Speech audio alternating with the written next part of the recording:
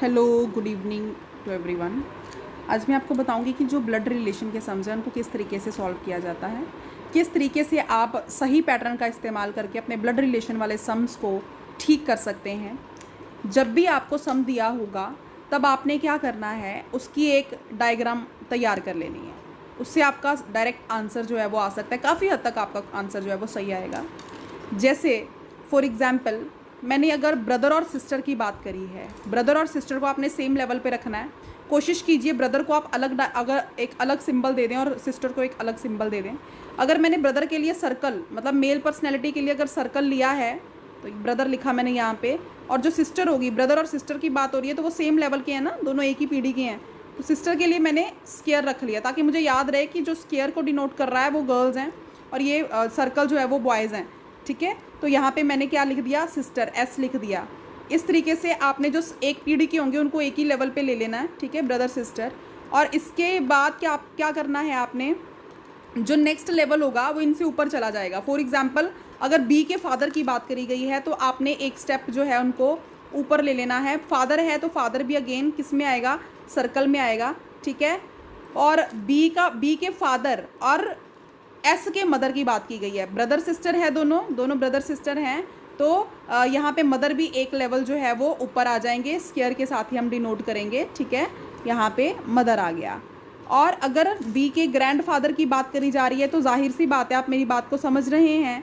Grand father माने आपका और भी, ग्रैंड फादर और भी ऊपर वाला जो है वो एक एलिमेंट ले लेंगे, वो एक जो सिंबल उनको डिनोट किया जाएगा वो फादर से भी ऊपर का, ग्रैंड फादर अगेन सर्कल। ठीक है, यहाँ पे मैंने GF लिख दिया।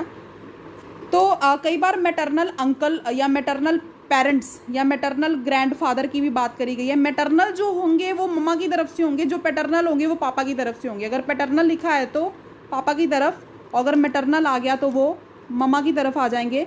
तो मैटरनल फादर, अगर ग्रैंड फादर की अगर मैं बात करूँगी तो ग्रैंड फादर भी मेल पर्सनैलिटी हैं, तो M और GF इस तरीके से हम डिनोट कर सकते हैं, अपने सिंबल्स डिनोट कर सकते हैं। फिर आपके लिए इजी हो जाएगा आंसर ढूंढना। हो सकता है आपको इस तरीके से सारा बता दिया गया और एंड में कह दें कि बी और ये जो आपका PGF है, इनके बीच का कौन सा रिलेशनशिप है, तो सीधा सीधा आप फाइंड आउट कर सकते हो। काफ़ी हद तक आपका आंसर ठीक हो जाएगा। अगर एक प्रश्न की मदद से आपको समझाना चाहूँ तो कैसे समझाऊंगी।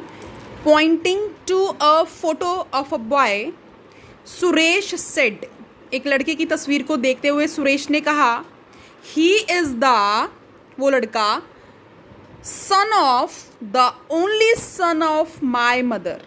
ठीक है, वो जो लड़का है वो बेटा है मेरी माँ के इकलौते बेटे का। All right, how is Suresh is related to that boy, तो सुरेश का उस लड़के के साथ क्या रिश्ता हुआ।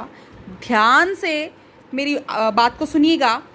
Poynting to a photo of a boy, लड़के की फोटो की तरफ देखते हुए सुरेश ने कहा, ये लाइन सबसे इंपॉर्टेंट है, ही इज द, वो लड़का, मतलब वो लड़का, इज द सन ऑफ, बेटा है, ऑफ द ओनली सन, बेटे का बेटा। तो बेटा सबसे छोटे वाले लेवल पे आ गया, बेटा, सन। ठीक है, उसके बाद ओनली सन, मतलब इनका बेटा तो इनसे ऊपर ही जाएगा ना, only son. Alright, only son.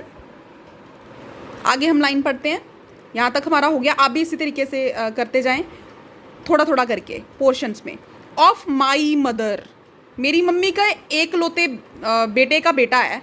मेरी मम्मा, मतलब मम्मा इनसे भी ऊपर, स्क्वायर में चले जाएगी मम्मा, M आ जाएगा, मदर। ठीक है, तो सीधी सीधी बात उन्होंने पूछी, how is the Suresh is related to that boy, तो सुरेश का उसके साथ क्या रिश्ता हुआ, क्या रिश्ता हुआ आप खुद देखें। सुरेश यहाँ है, उसके बाद ओनली सन, मतलब बाप और बेटे का रिश्ता है। तो जो सुरेश और वो लड़का है वो आपस में बाप बेटे हैं, फादर एंड सन का रिलेशन है।